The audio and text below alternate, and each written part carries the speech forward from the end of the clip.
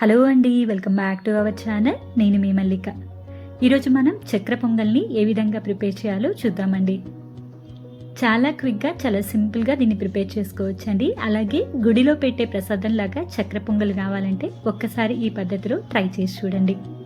ఇక లేట్ చేయకుండా ప్రాసెస్లోకి వెళ్ళిపోదాం పదండి. దీనికోసం ముందుగా స్టవ్ వెలిగించుకొని ప్రెషర్ కుక్కర్ పెట్టుకొని దాంట్లోకి 1/2 కప్పు పెసరపప్పు వేసుకోవాలండి.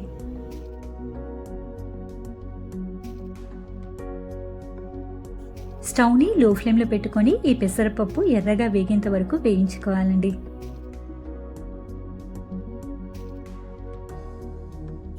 చూస్తున్నారు కదండి, ఈ విధంగా ఎర్రగా వేగితే సరిపోతుందండి. ఇప్పుడు స్టవ్ ఆఫ్ చేసుకొని దీన్ని పక్కన తీసుకోండి. ఇందులోకి 1/2 కప్పు బియ్యాన్ని వేసుకోండి. తగినన్ని నీళ్లు పోసుకొని ఈ రెండింటిని శుభ్రంగా కడుక్కోవాలండి.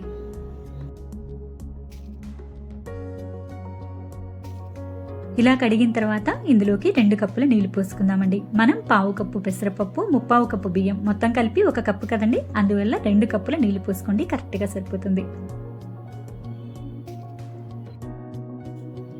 దీని మీద మూత పెట్టుకొని హై ఫ్లేమ్లో ఒక 3 విజిల్స్ రానివ్వండి. ఇది ఉడికే లోపల మరొక స్టవ్ మీద బాండి పెట్టుకోండి. దాంట్లోకి 1/2 కప్పు బెల్లం వేసుకోండి. ఇందులోకి 1/2 కప్పు చక్కెర వేసుకోండి.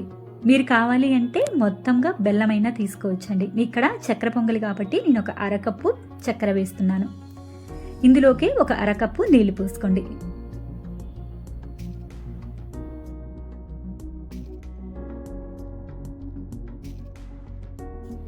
స్టవ్ని హై ఫ్లేమ్లో పెట్టుకొని ఈ విధంగా తిప్పుతూ బెల్లం మరియు పంచదార రెండింటినీ కూడా పూర్తిగా కరగనివ్వాలండి. చూస్తున్నారు కదా, ఈ విధంగా పూర్తిగా కరిగింది కదా. దీనికి పాకం అంటూ ఏం అవసరం లేదండి. ఇలా మొత్తం కరిగిన తర్వాత ఒక 3 నిమిషాలు ఉడికించుకుంటే సరిపోతుంది. కొంచెం స్టిక్గా ఉంటే సరిపోతుందండి. ఇప్పుడు స్టవ్ ఆఫ్ చేసుకోండి.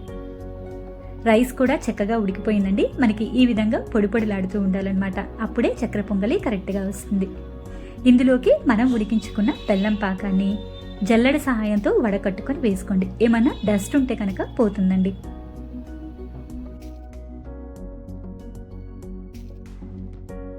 ఈ పాకం మొత్తం కూడా రైస్కి బాగా పట్టేలాగా కలుపుకోవాలండి.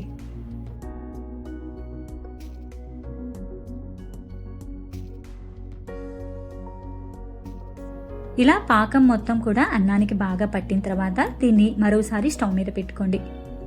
స్టవ్ని లో టు మీడియం ఫ్లేమ్లో పెట్టుకొని కలుపుకుంటూ ఉడికించుకోవాలండి. అలాగే ఇందులోకి 1 టేబుల్ స్పూన్ నెయ్యి, 1/4 టేబుల్ స్పూన్ ఇలాచీ పౌడర్ కూడా వేసుకొని ఒకసారి బాగా కలుపుకోండి. ఇలాగా అన్నాన్ని ఒక 5-6 నిమిషాల పాటు ఉడికించుకుంటే ఈ పాకం మొత్తం కూడా రైస్కి బాగా పడుతుందండి.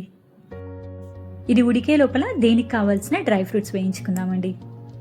మరొక స్టవ్ మీద ప్యాన్ పెట్టుకొని దాంట్లోకి 1 టేబుల్ స్పూన్ నెయ్యి వేసుకోండి.